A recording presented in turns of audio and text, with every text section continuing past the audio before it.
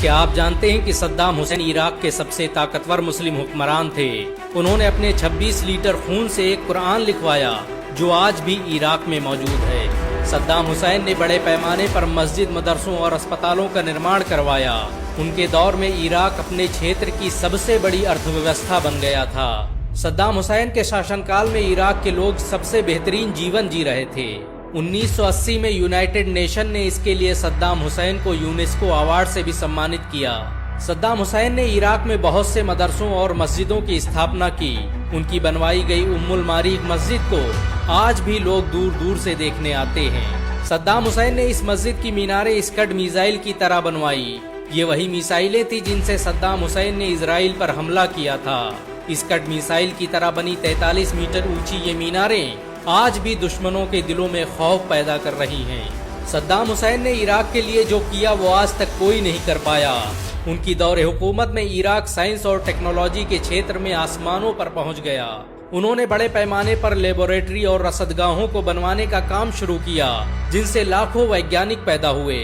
उनकी दौरे हुकूमत में ही इराक आधुनिक मिसाइलों को बनाने में कामयाब हो पाया। अंतर्राष्ट्रीय मैगजीन न्यू इंटरनेशनलिस्ट के मुताबिक सद्दाम हुसैन के दौर में इराक सबसे ज्यादा संपन्न देश था। उन्होंने बड़े पैमाने पर अस्पतालों, स्कूलों और रोडों का निर्माण करवाया जो आज भी उनकी महानता की गाथा सुना रही हैं। सद्दाम हुसैन वो पहले व्यक्ति थे जिन्होंने इराक में शिक्षा को अनिवार्य कर दिया। उनके शासन में रहने वाले हर इंसान को शिक्षा हासिल करना जरूरी था।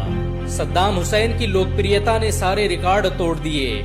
वो अपने वक्त के अरब देशों के सबसे मशहूर इंसान थे। अमेरिका ने सद्दाम हुसैन को कई बार कत्ल करवाने की कोशिश की। यही वजह है कि सद्दाम हुसैन जब भी बाहर निकलते तो पहले उनके हमशक्ल को गाड़ी से रवाना किया जाता ताकि सद्दाम हुसैन को बचाया जा सके। सद्दाम हुसैन पहले इराकी शासक थे जिनके खाने को वैज्ञानिक और डॉक्टर चेक करते थे। सद्दाम हुसैन ने अपनी पूरी जिंदगी इराक को दुनिया का सबसे ताकतवर देश बनाने में लगा दी। वो कभी पूरी रात सो नहीं पाए। सद्दाम हुसैन कब और कहां होंगे ये उनके अलावा किसी को नहीं मालूम होता था। सद्दाम हुसैन ने इराक में पहली बार सख्ती से कानून लागू करवाए। उनकी दौरे हुकूमत में नेताओं को ऐशो इशरत की जिंदगी जीने की मनाही थी।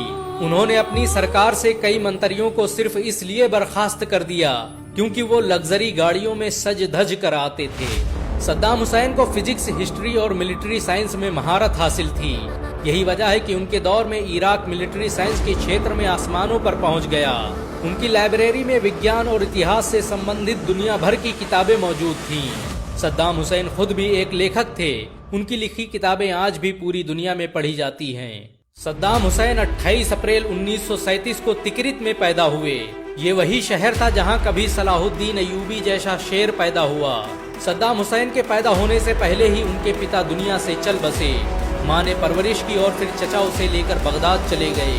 बगदाद में रहकर ही सद्दाम हुसैन ने साइंस और टेक्नोलॉजी की तालीम हासिल की और कुछ ही समय में इराक के सबसे बेहतरीन कमांडर बन गए। उन्होंने दुनिया की मशहूर यूनिवर्सिटी जामिया अल काहिरा में तालीम हासिल की। ये वही यूनिवर्सिटी थी जिससे मोहम्मद मुर्सी और यासिर अराफात जैसे राजनेता पैदा हुए। सद्दाम हुसैन को इराक का सबसे इंसाफ पसंद हुक्मरान कहा जाता है। जब उनके बेटे के जरिए चलाई गई गोली से एक समारोह को नुकसान पहुंचा तो उन्होंने उसकी रोल्स रॉयस गाड़ियों को जलाने के आदेश दे दिए। सद्दाम हुसैन इराक के सबसे दानी इंसानों में से एक थे। उन्होंने एक अमेरिकी चर्च को करोड़ों रुपए की संपत्ति दान कर दी।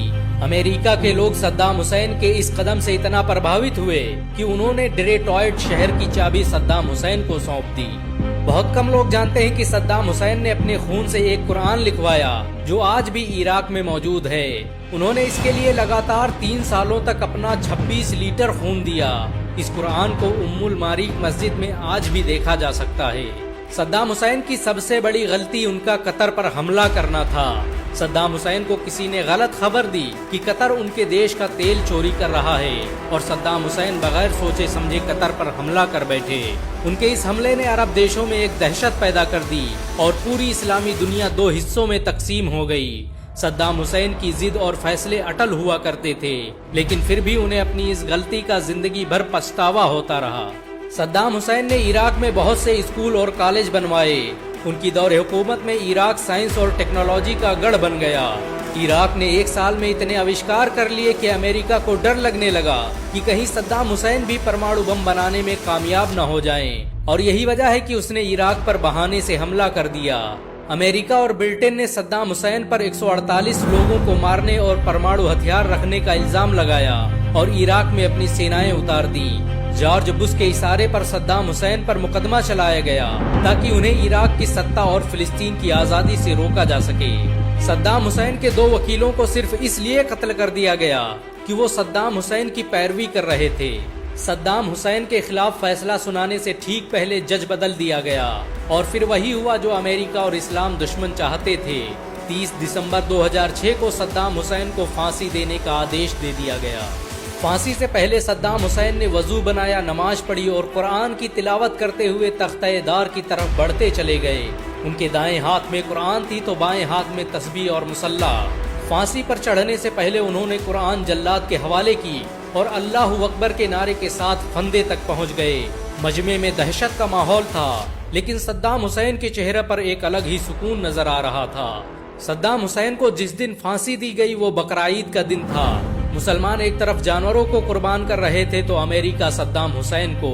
फांसी पर चढ़ते वक्त सद्दाम के माथे पर एक भी शिकन न थी। उनकी जुबान पर कुरान की आयतें जारी थीं। सद्दाम ने उस कपड़े को भी पहनने से मना कर दिया जो आम तौर पर फांसी के वक्त पहनाया जाता है। सद्दाम हुसैन वो पहले इंसान थे जिनकी मौत का मंजर पूरी दुनिया ने देखा। सद्दाम हुसैन को जब फांसी के लिए ले जाया जाने लगा तो उनकी सुरक्षा में लगे लोग रो रहे थे, क्योंकि उन्होंने आज तक इतना बेहतरीन इंसान नहीं देखा था। ये इतिहास में पहली बार था कि एक इराकी प्रेसिडेंट की मौत पर अमेरिकी सेना आंसू बहा रही थी। सद्दाम को फांसी दिए जाने पर अमेरिकी सुरक्षा कर्मी एडम रोजरसन ने रोते हुए कहा कि हमने सद्दाम के साथ गद्दारी की है और हम हत्यारे हैं। सद्दाम हुसैन ने लोगों के दिलों पर हुकूमत की थी। जब अमेरिका ने उन्हें फांसी देने का ऐलान किया तो अमेरिकी सेना में बहुत से लोगों ने अपना इस्तीफा दे दिया। सद्दाम हुसैन हमेशा भारत के एक बेहतरीन दोस्त रहे।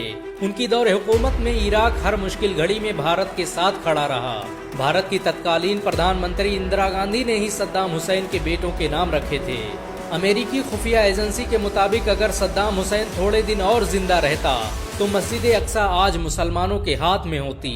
अमेरिका ने सद्दाम हुसैन को फांसी जरूर दे दी, लेकिन वो लोगों के दिलों से सद्दाम हुसैन की मोहब्बत को नहीं निकाल पाया। सच तो ये है कि सद्दाम हुसैन आज भी हर मुसलमान के दिलों में जिंदा हैं। सद्दाम हुसैन किसी के लिए हीरो हैं तो किसी के लिए विलन, लेकिन आपके लिए क्या है कमेंट में जरूर बताएं। अगर एक मुसलमान होने के नाते आपको गर्व महसूस हुआ हो तो इस वीडियो को लाइक और शेयर जरूर करें। ऐसी और वीडियो को देखने के लिए हमारे चैनल को सब्सक्राइब करें, घंटा जरूर दबाएं।